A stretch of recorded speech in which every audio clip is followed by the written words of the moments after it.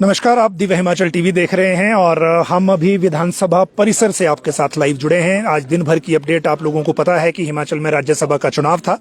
राज्यसभा का चुनाव सामान्य तौर पर हिमाचल की राजनीति में बोरिंग रहता है और इस बार ऐसा पहली बार है कि इस चुनाव को लेकर इस तरह की आप हलचल देख रहे हैं। जो काउंटिंग है वो शुरू हो गई है विधानसभा परिसर में और काउंटिंग भी देखिए उस स्थिति में शुरू हुई है कि 40 विधायक कांग्रेस के पास हैं, 25 बीजेपी के पास हैं।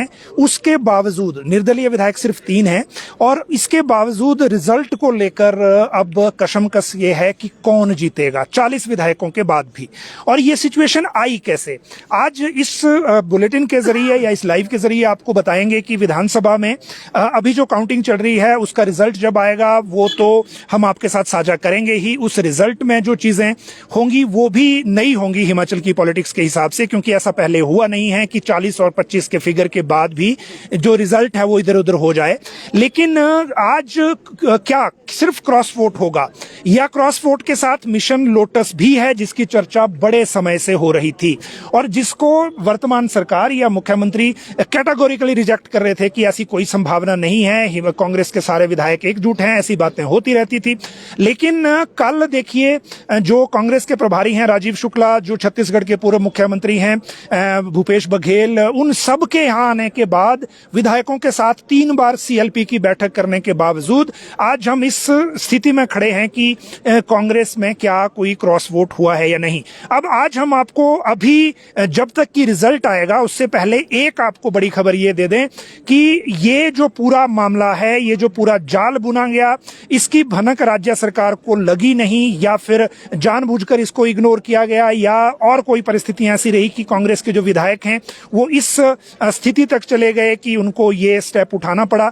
अभी भी हम ये कंफर्म आपको नहीं कर रहे हैं कि कितना क्रॉस वोट हुआ है, कितने विधायकों ने दूसरी तरफ वोट दिया है और जो नियम है वोटिंग के उन नियमों पे भी बाद में आएंगे। लेकिन अभी सबसे बड़ी खबर जो इस वक्त है जो आपको बता दें, उस खबर के मुताबिक हिमाचल में जो ये कांग्रेस के विधायक हैं अभी 9 विधायक, अभी 9 एमएलए जिसमें 6 कांग्रेस के हैं, 3 निर्दलीय हैं, वो प्रेजेंटली सीआरपीएफ की प्रोटेक्शन में है। ये उनकी जो लोकेशन है वो शिमला और सोलन के बीच में है। उनको बाहर कहीं नहीं अभी भेजा गया है। कल वो विधानसभा के अंदर उसमें आएंगे, उसमें शामिल होंगे, सदन में भी आएंगे। कुछ शर्तें उनकी तरफ से फ्लोट की गई हैं कांग्रेस हाईकमान को, लेकिन ये लोग आएंगे कल और लेकिन ये हैं सीआरपीएफ की प्रोटेक्शन में और सीआरपीएफ की 3 बसें आई हैं जिनको प्रोटेक्शन देने के लिए कल विधानसभा परिसर में जो आएंगे ये प्रोटेक्शन के साथ ही आएंगे। विधानसभा के जो फ्लोर पर विधानसभा की कार्यवाही में भी शामिल होंगे और सीआरपीएफ की जो प्रोटेक्शन है वो क्यों दी गई, किसने दी, ये आप इसमें ऐसा अब अपने आप समझ सकते हैं। 2 दिन से ये सरकार की जो सीआईडी है या जो सूचना का तंत्र है, वैसे आप देखिए कि ऐसा पहली बार नहीं है कि कांग्रेस के विधायकों ने कोई नाराजगी व्यक्त की हो। इसी सेशन के दौरान कांग्रेस के 2 विधायक जेओआईटी के जो बच्चे हैं उनके साथ मिलने गए, उनके साथ उन्होंने मुलाकात की यहाँ पर और उन्होंने नाराजगी जो थी सरकार के खिलाफ जो व्यक्त करनी थी उस नाराजगी को विधानसभा के फ्लोर पे व्यक्त किया। सुधीर शर्मा ने विधानसभा के अंदर विधानसभा के बाहर दोनों जगह कहा कि हम जो है जो मैं मंत्री नहीं बनना चाहता और मंत्री जो है वो किसी और को बनाया जाए, ऐसा ये मुख्यमंत्री को उन्होंने खुद कहा। राजेंद्र राणा ने अपने चुनाव क्षेत्र में मीटिंग की, चुनाव क्षेत्र में मीटिंग करके कहा कि वीरभद्र सिंह की जो वर्किंग है वो उनके चुनाव क्षेत्र के लोगों ने देखी है, इसीलिए वो लटकाना भटकाना और इस तरह के तरीकों को जो है वो नहीं पसंद करते। तो ये अपने आप में एक अलग बात है। लेकिन इन सारे सिग्नल्स के बावजूद राज्य सरकार को इसकी सूचना क्यों नहीं लगी, ये पहली बात थी। दूसरी बात इसमें यह है कि जो अभी हुआ 2 दिन से भाजपा के जो राष्ट्रीय उपाध्यक्ष हैं सौदान सिंह, वो शिमला में थे, शिमला के एक होटल में थे। कल कांग्रेस विधायकों की मीटिंग उनके साथ हुई और इस सारी जो हलचल है इसकी जानकारी कांग्रेस को या आप कहिए कि सरकार को नहीं लगी। ये पहला फेलियर था। एक तो विधायकों की बात नहीं सुनी गई जहां वो अपनी नाराजगी बार बार व्यक्त कर रहे थे। दूसरी बात ये कि जो बीजेपी के राष्ट्रीय उपाध्यक्ष शिमला में थे, एक निजी होटल में रुके, कांग्रेस विधायकों के साथ उनकी मीटिंग हुई, वो भी जानकारी आगे तक नहीं पहुंची या पहुंचाई नहीं गई, वो अलग विषय है। अब आप बात करिए कि देखिए, जब सीआरपीएफ की प्रोडक्शन में कांग्रेस के विधायक हैं प्रेजेंटली, हम उनकी लोकेशन भी आपको बता दें, शिमला और सोलन की बाउंड्री पर एक जो होटल आप कह लीजिए, वहां पे ये अभी प्रेजेंटली हैं। वोट देने के बाद से लेकर ये विधानसभा के अंदर कार्यवाही में नहीं आए हैं। इनका ये कहना है कि 4 और एमएलए इनके साथ ज्वाइन कर रहे हैं और ये वहीं जाएंगे जहां ये बाकी लोग रह रहे हैं अभी। अब इसको आप ये देखिए कि क्या क्रॉस वोट हुआ है या नहीं हुआ है। पहली बात ये कर लेते हैं, जैसे ही रिजल्ट आएगा उसके बाद ये पता लगेगा कि क्रॉस वोट हुआ है, अगर हुआ है तो कितना हुआ है। प्रेजेंटली 40 और 25 का अगर हम गैप देखें तो कांग्रेस के पास कंफर्टेबल मेजॉरिटी है इस सीट को लेकर, लेकिन क्या इतना हो गया है कि सीट हार जाएं, इस पे अभी भी कुछ नहीं कहा जा सकता। लेकिन एक सत्तारूढ़ दल के लिए क्रॉस वोटिंग चाहे 2 की ही हो, वो बहुत गलत सिग्नल है, खासकर जब राज्यसभा चुनाव के लिए ओपन वोट बैलेट सिस्टम लागू कर दिया गया है 2021 से। आज जब पहले हिस्से में वोटिंग हुई, हम सुबह 9 बजे से यहाँ आ गए थे, पहले हिस्से में जब वोटिंग हुई उस टाइम बहुत सारे कांग्रेस के एमएलएज ने वोट कर लिया था और उस टाइम जो कांग्रेस की तरफ से ऑथराइज एजेंट थे वो जगत सिंह नेगी जो राजस्व मंत्री थे, वो बैठे हुए थे। जिन लोगों ने क्रॉस वोट किया वो सुबह ही हो गया था। उसके बाद सेकंड शिफ्ट में जो बैठे वो ऑथराइज एजेंट उस वक्त संजय अवस्थी थे। संजय अवस्थी जब बैठे हैं उस वक्त क्रॉस वोट जैसा कोई घटना नहीं थी। और जब ये जगत सिंह नेगी के टाइम जिसने वोट दिया, क्योंकि बहुत सारे कांग्रेस के एमएलए ऐसे हैं जो पहले से नाराज चल रहे थे, उन्होंने दिखाकर वोट दिया है हर्ष महाजन को। ऐसा नहीं है कि उन्होंने अपना वोट छिपाया हो, लेकिन अभी जो चीज जिसको कंफर्म होना है वो होना है काउंटिंग के बाद, और वो है कि किस कांग्रेस के एमएलए ने वोट को बिना दिखाए डाला है। रूल्स ये कहते हैं कि अगर डिस्क्लोज किए बिना, ऑथराइज एजेंट को डिस्क्लोज किए बिना अगर आपने वोट किया हो तो जो ऑथराइज एजेंट है वो इलेक्शन कमीशन को लिखकर उस वोट को इनवैलिड करा सकता है। लेकिन यहां से जब काउंटिंग अभी जैसे शुरू हो गई है, इसके बाद जब सूचना जो ऑथराइज एजेंट है उसको लिख के जाएगी इलेक्शन कमीशन को, फिर इलेक्शन कमीशन की अप्रूवल के बाद वो रिजल्ट घोषित होगा, इसीलिए उसमें टाइम लग सकता है। लेकिन दूसरा उसमें टेक्निकल चीज ये है कि अगर कांग्रेस के एमएलए ने या बीजेपी की एमएलए ने, वैसे ऐसी अब रिमोट भी चांस नहीं है कि बीजेपी के किसी एमएलए ने क्रॉस वोट दूसरी तरफ किया हो। उसकी एक वजह यह है कि बीजेपी के एमएलए 25 के 25 ने एक साथ वोट डाला है और एक ही व्यक्ति वहां पर ऑथराइज एजेंट के तौर पर सतपाल सत्ती थे और उसके बाद वो वहां से उठ गए थे, क्योंकि एक साथ वोट डल गया है, उन्होंने देखा है सबका वोट और उसके बाद वो उठ गए थे, इसलिए वहां चांस कम है। लेकिन कांग्रेस के जो ऑथराइज एजेंट हैं उन्होंने सरकार को सूचना दी है कि कुछ गड़बड़ हुई है। इस गड़बड़ की परिभाषा क्या है? क्या वोट 6 डले हैं, 4 डले हैं, 9 डले हैं या 11 डले हैं? ये अब काउंटिंग बताएगी। लेकिन अगर काउंटिंग में वोट ज्यादा डल गए तो सीट भी जो रिस्क पे आएगी और ये एक बहुत जो अलग मैसेज होगा, बहुत डैमेजिंग मैसेज होगा। वजह यह है कि हिमाचल में इससे पहले के 3 चुनाव आप देख लीजिए, जेपी नड्डा गए राज्यसभा, आनंद शर्मा गए राज्यसभा, इंदु गोस्वामी गई राज्यसभा, मतलब दोनों दलों के गए, यूनानिमस गए और नॉमिनेशन के दिन ही, जिस दिन विड्रॉल का टाइम है उस दिन वो डिक्लेयर हो जाते थे। इस बार की बात आप देखिए, जिस दिन अभिषेक मनु सिंघवी से पहले चर्चा थी सोनिया गांधी के यहां से वोट डालने की, पार्टी के प्रभारी का जो रिपोर्ट गई पार्टी को उसमें यह था कि यहां रिस्क है, इसीलिए सोनिया गांधी जिन्होंने रायबरेली को छोड़ा लोकसभा चुनाव में, वो चली गई उसके बाद राजस्थान और वहां से इलेक्ट हो गई। यहां आए अभिषेक मनु सिंघवी और उनके प्रत्याशी बनते ही हर्ष महाजन ने अपना नामांकन भर दिया। हर्ष महाजन का नामांकन दिल्ली से जेपी नड्डा से वो खुद जाकर अपना नामांकन पत्र लाए थे। मतलब दिल्ली वाले हाईकमान उसी वक्त इसमें पूरे पिक्चर में आ गई थी, इस चुनाव के पिक्चर में आ गई थी। 25 एमएलए एक तरफ थे, 40 एमएलए दूसरी तरफ थे। 3 निर्दलीयों का दावा भी कांग्रेस ने किया और जो सीएलपी की बैठक हुई 3 बैठकों में निर्दलीय विधायक भी उनके साथ शामिल हुए। लेकिन आज कांग्रेस को ही ये भरोसा नहीं है कि जो निर्दलीय हैं उनका वोट उनको आया है। निर्दलीयों के लिए रूल ये है कि वो उन्होंने डिस्क्लोज नहीं करना होता है अपना, तो वो फिर उनको जो उन्होंने किसको वोट डाला है ये नतीजों में पता चलेगा। लेकिन इतना तय है कि क्रॉस वोट हुआ है। उसके 2 वजह हैं। आज जब सुबह वोटिंग हुई उसके बाद जब मुख्यमंत्री ने सबसे लास्ट में वोट डाला है सुखविंदर सिंह सुक्खू ने, उससे पहले रोहित ठाकुर ने वोट डाला, उससे पहले विक्रमादित्य सिंह ने वोट डाला और उसके बाद मुख्यमंत्री ने वोट डाला, उस टाइम भी सीएम ने यह कहा जब मीडिया को बाइट दी कि अगर क्रॉस वोट हुआ होगा तो पैसे का लेन देन हुआ है। मतलब दो चीजें आप इससे निकालिए। एक बात यह कि जब वोट डल गया और उसके बाद अगर सीएम कह रहे हैं कि पैसे का लेन देन हुआ है तो इसका मतलब उनको यह सूचना है कि कुछ हुआ है गड़बड़। दूसरी बात यह, जब सुदर्शन बबलू जो एडमिट थे पहले होशियारपुर में, उसके बाद जालंधर शिफ्ट हो गए थे, उनको लेने हेलीकॉप्टर से गए थे अनिरुद्ध सिंह। अनिरुद्ध सिंह वापस आ गए, हेलीकॉप्टर भी वापस आ गया, लेकिन क्योंकि ये हॉस्पिटल से रिपोर्ट ये थी कि सुदर्शन बबलू को नहीं लाना है क्योंकि वो सफर नहीं कर सकते, क्योंकि 40 एमएलए थे, कंफर्टेबल थे, दूसरी तरफ 25 थे, इसलिए छोड़ भी दिया गया इस बात को कि बबलू को नहीं लाना है। लेकिन जब ये सूचना आई कि क्रॉस वोट हुआ है, उसके बाद उनको एयरलिफ्ट किया गया और आपने सबने देखा है कंबल में आगे आए वो यहाँ पे, उन्होंने जैसे तैसे अपना वोट डाला। अब इस सारी सिचुएशन, ये दो सिग्नल है जहां से ये क्लियर है कि क्रॉस वोट हुआ है। लेकिन इससे भी बड़ी बात यह है कि जब सीआरपीएफ की प्रोटेक्शन 6 एमएलए को, कांग्रेस को और 3 निर्दलीयों को मिल गई, तो इसका मतलब केंद्रीय गृह मंत्रालय इस सारी पिक्चर में है। राष्ट्रीय उपाध्यक्ष शिमला में 2 दिन रहे सौदान सिंह, और अभी जो सीआरपीएफ अगर शिमला में और इनकी प्रोटेक्शन में है तो फिर जो सिचुएशन है आपको समझ आती है। अब अगली बात करते हैं, इससे पहले कि रिजल्ट आए और हम रिजल्ट की जो अपडेट है वो आपको दें, अभी उसको लेकर अंदर जो अपडेट चल रही है उसको लेकर भी बात करनी है कि वो कितनी काउंटिंग हुई है और कितना जो अभी टाइम उसमें है काउंटिंग को लेकर जो सूचना चाहिए वो भी आपको देंगे। लेकिन मेन चीज इसमें यह है कि अगर उसमें थोड़ा सा भी इधर उधर चीजें हुई तो उसका इम्पैक्ट क्या है सरकार पर या विपक्ष पर।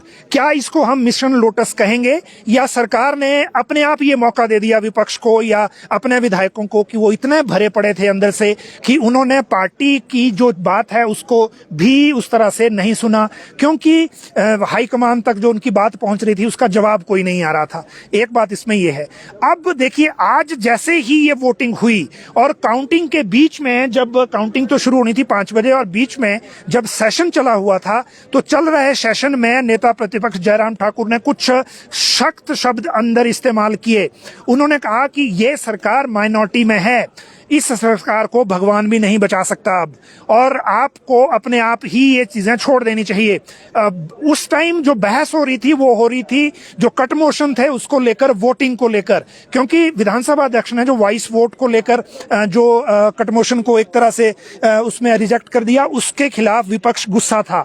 उसके बाद विधानसभा अध्यक्ष के कमरे में ये गए, वहां गुत्थम गुत्था हो गए, वहां पे स्कफल भी हुआ एक तरह से। और इन सारी चीजों के साथ जो अभी तक हमारे सामने बात आ रही है, उसमें एक चीज बड़ी महत्वपूर्ण है, अचानक विपक्ष का ऐसे एग्रेशन में आना, और दूसरी तरफ सरकार पर जो असर है वो कल पता चलेगा जब सेशन अंदर शुरू होगा।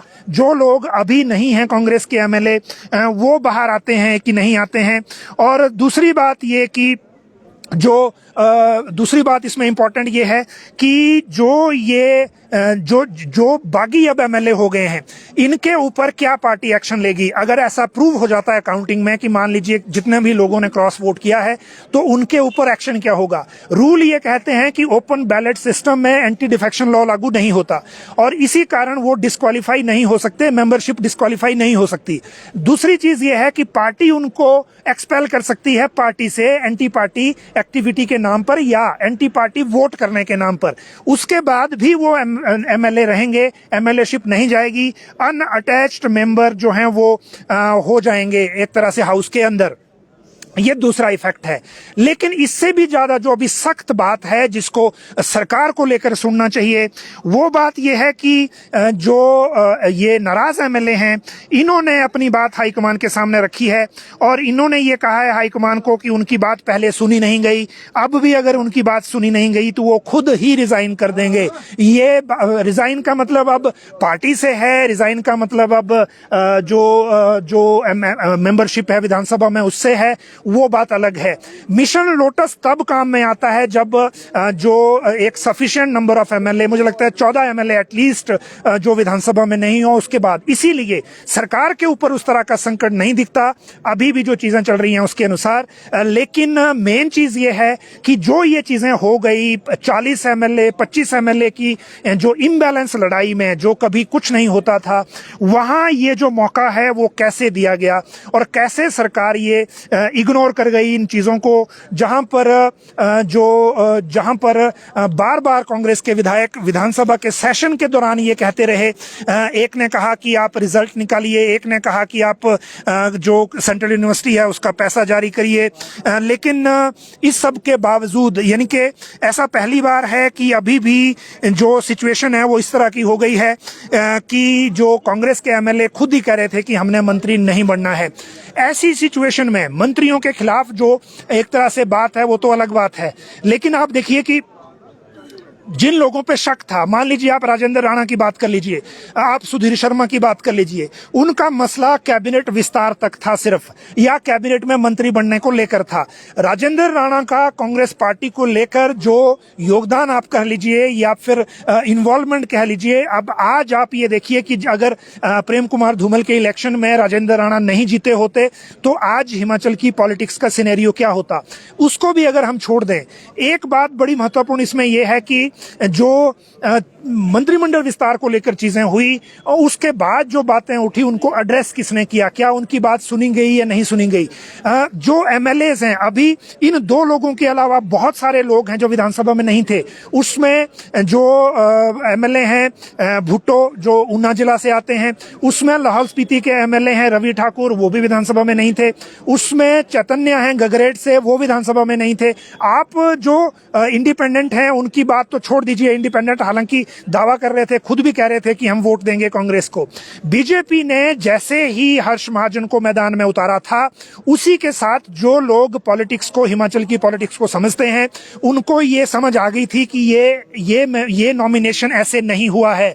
और लेकिन दूसरी तरफ सत्ता पक्ष की तरफ से इन सारी चीजों को उतनी गंभीरता से नहीं लिया गया। अब अगर आप देखिए क्रॉस वोटिंग, क्योंकि रिजल्ट तो दूसरी बात है, रिजल्ट में क्या होता है वो सेकंड बात है, क्रॉस वोटिंग में भी अगर ये चीजें हो जाती हैं जिसमें ये लगता है कि जो कांग्रेस के एमएलए दिखाकर बीजेपी को वोट देते हैं, तो फिर आप इस सिचुएशन को किस तरह से मानेंगे? क्या ये लीडरशिप को लेकर नाराजगी है, क्या ये अपने काम ना होने को लेकर नाराजगी है, या फिर वो नाराजगी है कांग्रेस के एमएलएज में कि आपने जो कैंडिडेचर है वो हिमाचल से बाहर से दिया? क्योंकि जो बात कही गई थी जयराम ठाकुर या फिर हर्ष महाजन के माध्यम से, तो उन्होंने कहा था कि हम कांग्रेस के एमएलए से आग्रह करेंगे कि वो अंतरात्मा की आवाज से वोट करें। जबकि कांग्रेस की तरफ से सुखविंदर सिंह सुक्खू ने अपनी सीएलपी की बैठक में विधायकों से आग्रह किया था कि अगर मेरे से किसी से नाराजगी है तो वो मेरे से बात करें, मैं उनकी नाराजगी को दूर करूंगा, और मेरे से जो व्यक्तिगत नाराजगी है वो पार्टी से नाराजगी नहीं हो सकती क्योंकि पार्टी सर्वोपरि है। वो बात बिल्कुल ठीक है। बीच में जो पार्टी का व्हिप जारी हुआ उसको लेकर जो विवाद हुआ वो बात अलग थी। हालांकि व्हिप जारी हुआ, बाद में संसदीय कार्य मंत्री ने कहा कि हमने जारी नहीं किया था, ये डस्टबिन से उठा लिया, किसी ने फिर शिकायत कर दी। अब लोक सेवा आयोग ने उसको शिकायत को दिल्ली भेज दिया था, इन्होंने कहा कि हमने दिया ही नहीं है, तो वो बात खत्म हो गई। लेकिन मेन चीज ये है कि राज्यसभा का वो चुनाव जो हिमाचल की पॉलिटिक्स में कभी भी इंटरेस्ट का नहीं रहा, जिस पार्टी की सत्ता होती है वो यूनैनिमसली इसको जो है वो चुन लिया करते हैं। इस बार भी बड़ी बात यह है कि हमने दोनों से जब बीच में बात की थी, इस बार भी मुख्यमंत्री सुखविंदर सिंह सुक्खू ने राज्यसभा चुनाव से पहले जयराम ठाकुर को फोन किया और उनसे कहा कि जब उनको फोन करके कहा कि जो हैं वो राज्यसभा चुनाव के लिए आपसे समर्थन चाहते हैं ताकि इसको एक तरह से चुनाव को यूनैनिमस बनाया जा सके। लेकिन जब चुनाव की बारी आई, नजदीक चुनाव आने की, तो फिर वो चीजें सारी भूल गए। उधर से कैंडिडेचर आ गया अभिषेक मनु सिंघवी का, और जैसे ही उन्होंने भरा उसके बाद यहां हर्ष महाजन गेम में आ गए। अब आप देखिए हर्ष महाजन के कांग्रेस की पॉलिटिक्स में उन्होंने लगभग 3 दशक लगाए हैं। वीरभद्र सिंह के लिए क्राइसिस के मैनेजर जो हैं वो हर्ष महाजन पहले नंबर पर थे। अगर कांग्रेस की पॉलिटिक्स को देखें तो कांग्रेस की पॉलिटिक्स में हर्ष महाजन, सुखविंदर सिंह सुक्खू और शिमला से विधायक रहे हरभजन सिंह भज्जी, ये 3 लोग ऐसे थे जो हमेशा साथ रहते थे, चाहे स्टूडेंट पॉलिटिक्स से लेकर एमएलए बनने से लेकर सरकार सरकार में कोई पद लेने की बात हो, इन दोनों को अपनी पॉलिटिक्स का एक दूसरे को सारी चीजें पता थी। उसके बावजूद आज ये स्थिति है कि 40 विधायकों वाली सरकार, दूसरी तरफ विपक्ष में जहां 25 एमएलए हैं, वो अपने आप को राज्यसभा चुनाव में इस स्थिति में अभी खड़ी है कि उनको अपने रिजल्ट का पता नहीं है कि ये रिजल्ट जो है वो किस तरफ को जाने वाला है। अभी काउंटिंग होगी, काउंटिंग के बाद काउंटिंग के साथ ही हम इस अपडेट को जो है आपके साथ जो शेयर करते रहेंगे। अभी आप देखिए जो लोग यहाँ काउंटिंग को लेकर इंतजार कर रहे हैं, वो नतीजे को लेकर इंतजार कर रहे हैं, और ये सब नतीजा जैसे ही आएगा उसके बाद हम आपको ये अपडेट दे पाएंगे कि जो इस बार ये जो राज्यसभा चुनाव को लेकर गतिविधियां चल रही हैं, उन गतिविधियों के अनुसार रिजल्ट इस सीट को लेकर क्या रहता है। अब अगला लाइव में जो हम आपके साथ जुड़ेंगे वो खासकर रिजल्ट को लेकर जुड़ेंगे, और रिजल्ट को लेकर इसलिए जुड़ेंगे क्योंकि अभी जो सिचुएशन है उसके मुताबिक ये बहुत एक तरह से इंटरेस्ट का सब्जेक्ट है कि राज्यसभा चुनाव में जहां कभी पहले इस तरह की यहाँ नहीं हुआ। वैसे भी आप देखिए कि हिमाचल की पॉलिटिक्स में इनस्टेबिलिटी कभी नहीं रही है। एक बीच में दौर आया था जब अचानक हिविंका का गठन हुआ, उसके बाद चुनाव लड़ा गया, और चुनाव लड़ने के बाद 12-13 दिन के लिए सरकार बनी, उसके बाद वो चीजें हो गई। लेकिन इस तरह की इंस्टेबिलिटी हिमाचल में नहीं रही है कि जहां जो अचानक कांग्रेस के एमएलएस को केंद्रीय गृह मंत्रालय की सीआरपीएफ की सिक्योरिटी मिल जाए और वो उनकी सिक्योरिटी में चले जाएं, उनकी सिक्योरिटी में यहां आए।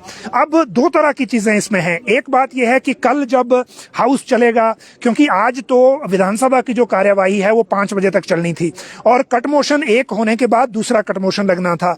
विपक्ष जब हमलावर हुआ, जब उनको पता लग गया कि क्रॉस वोटिंग हुई है, और सरकार को भी पता लग गया कि अपने विधायक दूसरी तरफ वोट कर गए हैं, तो जो अचानक विपक्ष के हमलावर होते देख विधानसभा अध्यक्ष ने बजाय कि हाउस को आगे बढ़ाने के उस हाउस को अडजर्न करना ठीक समझा और स्थगित कर दिया कल तक के लिए।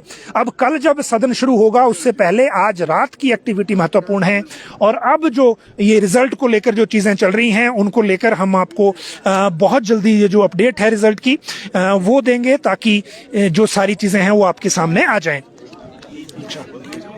तो देखिए, क्योंकि लाइव में हम आपको पूरी जानकारी दे ही चुके हैं कि अभी तक का सिनेरियो किस तरह का बना हुआ है, और ये हर किसी के लिए काफी ज्यादा आश्चर्यजनक है कि तकरीबन 9 एमएलए ऐसे हैं जिन्हें की सीआरपीएफ की सिक्योरिटी में रखा गया है, यानी कि केंद्रीय गृह मंत्रालय की ओर से ये सिक्योरिटी उन्हें दी गई है। तो मतलब हम ये समझ सकते हैं कि पहले से ही ये सभी चीजें यहाँ पर तय कर दी गई थी। और क्या पहले से ये पूरी प्लानिंग हो चुकी थी कि सीआरपीएफ की सिक्योरिटी इन एमएलए को दी जाएगी? और देखिए फिलहाल माहौल किस तरह का बना हुआ है, हर कोई बेसब्र फिलहाल इस वक्त नजर आ रहा है। कुछ एक कार्यकर्ता भी यहाँ पहुंच गए हैं, क्योंकि जैसे ही देखिए ये सुगबुगाहट लोगों को सुनने के लिए मिली कि राज्यसभा सांसद की सीट भी अब यहाँ कांग्रेस सरकार की जा सकती है, तो उसके बाद लगातार यहाँ पर इसी तरह की हलचल बनी हुई है। तकरीबन 9 एमएलए जिन्हें लोकेशन से बाहर ले जाया गया है, और ये शिमला सोलन के बॉर्डर में कोई होटल है जहां पर उन्हें ठहराया गया है, वहीं सिक्योरिटी भी दी गई है। इसके अलावा बताया ये भी जा रहा है कि अगले कल विधानसभा में उसी सिक्योरिटी के साथ वो आने वाले हैं, अपनी बात भी रखेंगे। लेकिन तस्वीरें देखिए बिल्कुल किस तरह की यहाँ पर निकल कर आई हैं, और वोटिंग की काउंटिंग अभी हो रही है, क्योंकि जैसा कि हमने कहा था कि गणना होगी, गणना के साथ साथ ही यहाँ पर रिजल्ट भी घोषित कर दिया जाएगा। और अब रिजल्ट सुनने के लिए हर कोई यहाँ पर बेकरार नजर आ रहा है, ये हम जरूर कहना चाहेंगे। दावे, क्योंकि देखिए दोनों ही दलों की ओर से क्या कुछ किए जा रहे थे। अगर बात हम भाजपा की करें तो ये हर्ष महाजन की ओर से पहले ही बात स्पष्ट तौर पर रख दी गई थी कि कुछ एक कांग्रेस एमएलए उनके संपर्क में हैं, जो कि अब देखने में भी आया है। बिल्कुल क्रॉस वोटिंग हुई है, और जो कांग्रेस एमएलए को यहां से ले जाया गया है, एक तरह से उन्हें अभी रिजर्व मोड पे रखा गया है। तो कई तरह के सवाल अपने आप में अभी खड़े होते हुए नजर आ रहे हैं। राज्यसभा सांसद के चुनाव के लिए इस तरह का परिदृश्य बनेगा, ऐसी तस्वीरें निकलकर सामने आएगी, ये कल्पना किसी ने नहीं की थी। ये भीड़ देखकर आप अंदाजा लगा सकते हैं। इससे पहले देखिए कई दफा, क्योंकि राज्यसभा सांसद के लिए जब भी चुनाव हारे हैं, ऐसे में तो देखिए जानकारी ये हम आपके लिए लेकर आए हैं। चहल पहल बिल्कुल आप देख सकते हैं, कार्यकर्ता इस वक्त यहाँ पर पहुंच गए हैं और कांग्रेस सरकार ने भी नहीं लगाया था कि ऐसी तस्वीरें उनके लिए निकलकर सामने आएंगी। ऐसी तस्वीरें जहां पर उन्हें ही इस बात की जानकारी नहीं थी कि कुछ एक कांग्रेस एमएलएज सचमुच भाजपा के संपर्क में हैं। मिशन लोटस केवल एक सपना है और वो सपना ही रह जाएगा, ये स्टेटमेंट यहाँ पर बार बार मुख्यमंत्री सुखविंदर सिंह सुक्खू की ओर से दी जा रही थी। और अब उसके बाद तस्वीरें क्या है ये बिल्कुल आपके सामने है बात।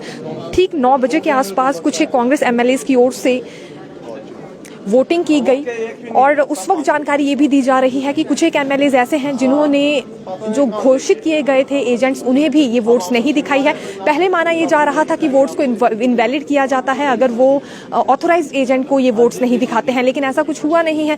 तकरीबन अभी 9 एमएलएज एक तरह से गायब हैं, जिसमें 3 निर्दलीय विधायक भी हैं। अब सीआरपीएफ की सिक्योरिटी उन्हें मिल गई है। इसके बाद अगले कल विधानसभा में आएंगे, क्या तस्वीरें रहती हैं वो देखना होगा और उससे पहले जो रिजल्ट सामने आने वाला है इसमें क्या परिस्थितियां रहती है ये भी हम देखेंगे। इसके साथ ही साथ आपको एक जानकारी और दे देते हैं, क्योंकि नेता प्रतिपक्ष जयराम ठाकुर की ओर से अंदर भी कुछ एक सवाल उठाए गए हैं। सभी जानते हैं विधायक बबलू जिनकी तबीयत ठीक नहीं थी, ठीक 2 दिन पहले हमने आपको ये जानकारी दे दी थी। आज उन्हें विशेष तौर से हेलीकॉप्टर के माध्यम से यहाँ पर लाया गया है और उसके बाद उनसे वोट डलवाई गई। तो ऐसी परिस्थितियां क्यों आ गई है, एक बीमार व्यक्ति को यहाँ पर क्यों लाया गया, दबाव यहाँ विधायकों पर क्यों बनाया जा रहा है, उनके वोट को सेपरेट रखा जाए, ये भी नेता प्रतिपक्ष जयराम ठाकुर की ओर से अंदर कहा गया है। दरअसल इलेक्शन कमीशन को इसकी शिकायत भेज दी गई है और जब तक क्लैरिफिकेशन इलेक्शन कमीशन की ओर से सामने नहीं आता है तब तक उनके वोट को सेपरेट ही रखा जाए, ये बात बार बार अंदर नेता प्रतिपक्ष जयराम ठाकुर की ओर से कही जा रही है। इसी बीच रिजल्ट भी घोषित होने वाला है, पल पल की अपडेट हम आप तक पहुंचाने वाले हैं। फिलहाल किस तरह का परिदृश्य निकलकर सामने आएगा ये जानकारी हम आप तक पहुंचाएंगे।